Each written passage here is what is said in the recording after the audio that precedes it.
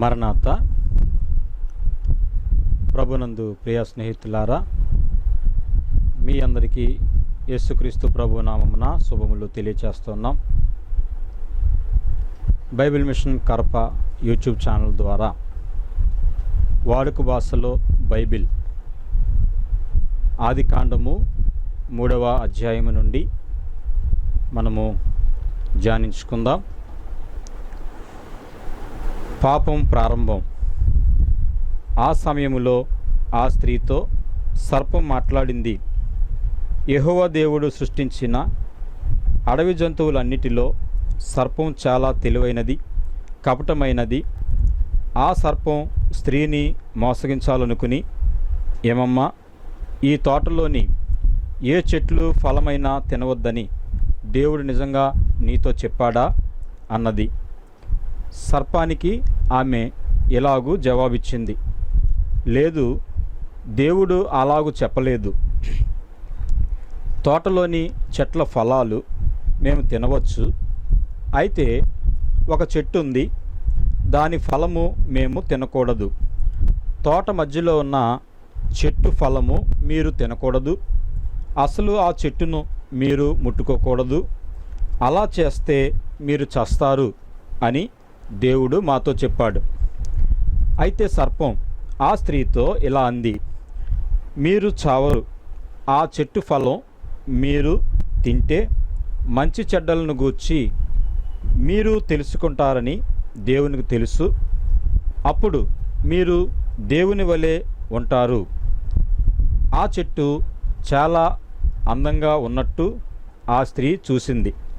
ఆ ఫలం తినడానికి మంచిదిగా ఉన్నట్టు ఆ చెట్టు తెలివినిస్తుందని ఆమె తెలుసుకుంది.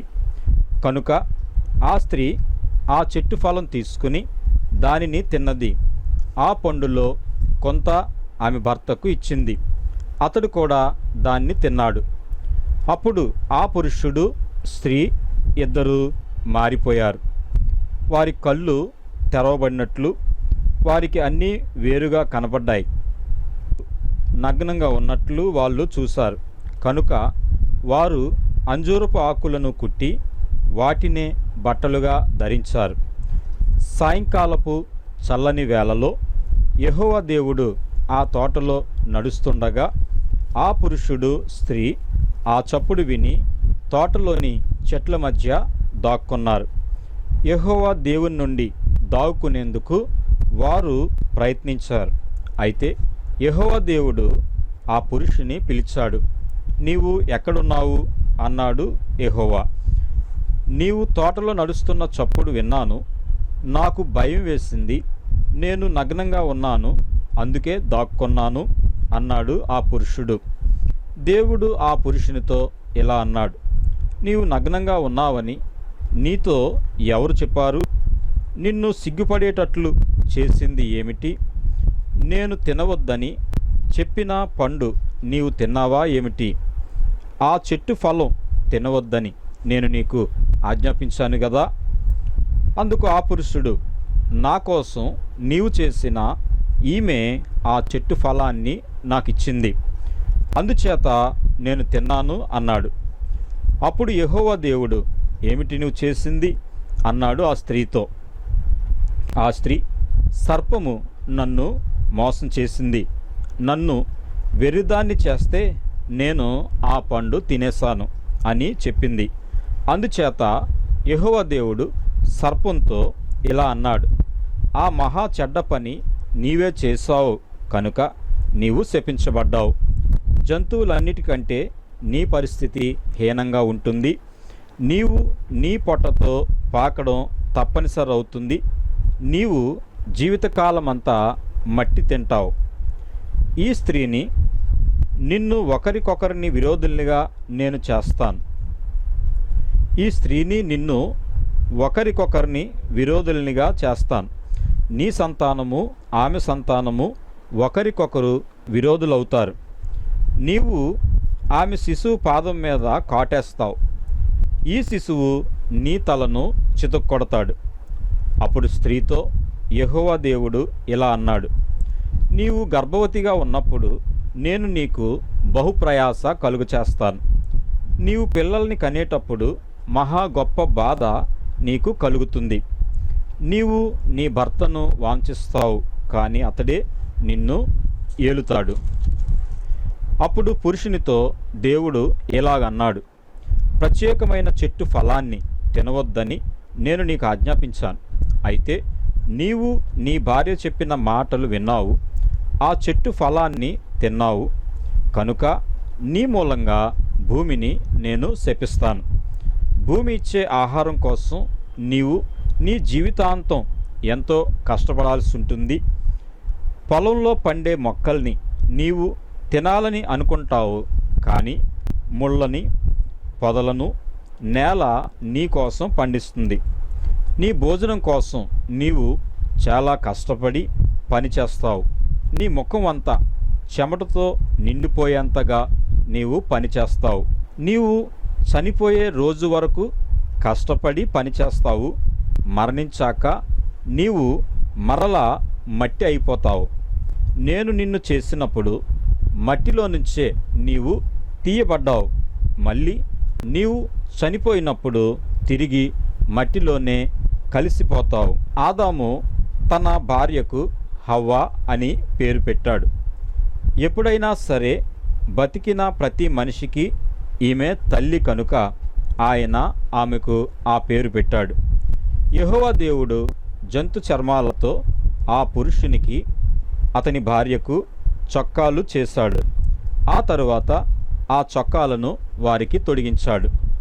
అప్పుడు యెహోవా దేవుడు అన్నాడు, చూడండి, మనిషి మనలా తయారయ్యాడు. మంచి చెడ్డలు మనిషికి తెలుసు. ఇప్పుడు ఆ మనిషి జీవవృక్షము నుండి ఫలములు తీసుకొని తింటే అతడు శాశ్వతంగా జీవిస్తాడు. కనుక ఏదెను తోట నుండి ఆ మనిషిని యెహోవా దేవుడు వెళ్ళగొట్టాడు. ఆదాము బలవంతంగా వెళ్ళగొట్టబడి ఏ నేల నుండి అతడు తీయబడ్డాడో ఆ నేలను సేద్యం చేయడం మొదలుపెట్టాడు. తరువాత ఆ తోటకు కాపలాగా దాని ద్వారం దగ్గర కెరూబులను దేవుడు ఉంచాడు. ఒక అగ్ని ఖడ్గాన్ని కూడా అక్కడ ఉంచాడు. జీవవృక్షమునకు పోయే మార్గాన్ని కాపలా కాస్తూ ఆ ఖడ్గం చుట్టూరా తిరుగుతుంది. ఆదికాండము 4వ అధ్యాయము. ఆదాముకు అతని భార్య హవ్వకు లైంగిక సంబంధాలు కలిగాయి. హవ్వ ఒక శిశువుకు జన్మనిచ్చింది. ఆ శిశువుకు కయీను అని నామకరణం జరిగింది. హవ్వ యెహోవా సహాయంతో నేను ఒక మనిషిని పొందాను అంది. ఆ తర్వాత హవ్వ మరో శిశువుకు జన్మనిచ్చింది. ఈ శిశువు కయీనుకి తమ్ముడు. అతనికి హేబెలు అని నామకరణం చేశారు. హేబెలు గొర్రెల కాపరి అయ్యాడు. కయీను వ్యవసాయదారుడు అయ్యాడు. ప్రథమ హత్య. కోతకాలంలో కయీను యెహోవాకు ఒక అర్పణను తెచ్చాడు. నేల నుండి తాను పండించిన ఆహార పదార్థాన్ని కయీను తెచ్చాడు. హేబెలు తన మందలో నుండి కొన్ని మంచి బలిసిన తొలిచూలు గొర్రెల్ని తెచ్చాడు. హేబెలును అతని అర్పణను దేవుడు స్వీకరించాడు. అయితే కయీనును అతని అర్పణను దేవుడు అంగీకరించలేదు. అందువల్ల కయీను దుఃఖించాడు. అతనికి చాలా కోపం వచ్చేసింది. యెహోవా కయీనుని అడిగాడు, నీవెందుకు కోపంగా ఉన్నావు? నీ ముఖం అలా విచారంగా ఉందేమిటి? నీవు మంచి పనులు చేస్తే నాతో నీవు సరిగ్గా ఉంటావు.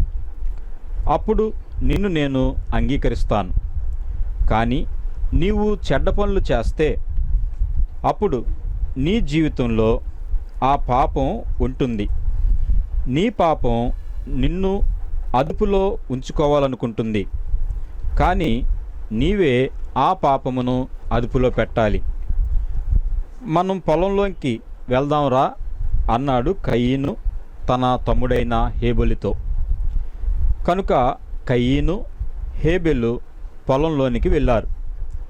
అప్పుడు కయీను తన తమ్ముడైన హేబెలు మీద పడి అతన్ని చంపేశాడు. తరువాత నీ తమ్ముడు ఎక్కడున్నాడు అంటూ కయీనును యెహోవా అడిగాడు. నాకు తెలియదు, నా తమ్ముణ్ణి కాపలా కాయడం, వాణ్ణి గూర్చి జాగ్రత్త తీసుకోవడము నా పనా అని కయీను జవాబిచ్చాడు. అప్పుడు యెహోవా ఇలా అన్నాడు, నీవు చేసిందేమిటి? నీవే నీ తమ్ముణ్ణి చంపేశావు.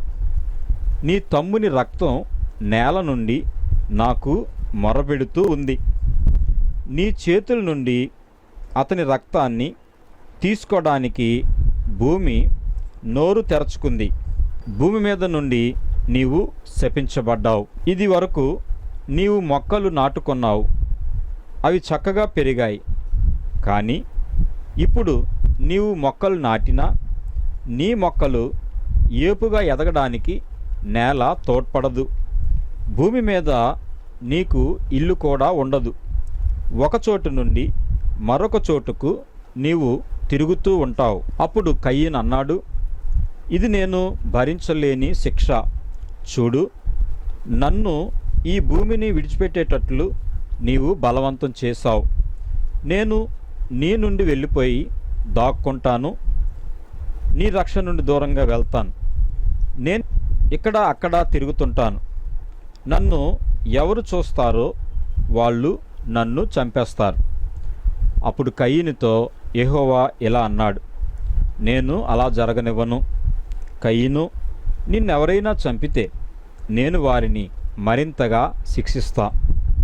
తరువాత కయీనుకు యెహోవా ఒక గుర్తు వేశాడు. ఎవరు అతన్ని చంపకూడదు అని ఈ గుర్తు సూచిస్తుంది. కయీను కుటుంబం. అప్పుడు కయీను యెహోవా సన్నిధి నుండి వెళ్ళిపోయాడు. ఏదెనుకు తూర్పున ఉన్న నోదు దేశములో కయీను జీవించాడు.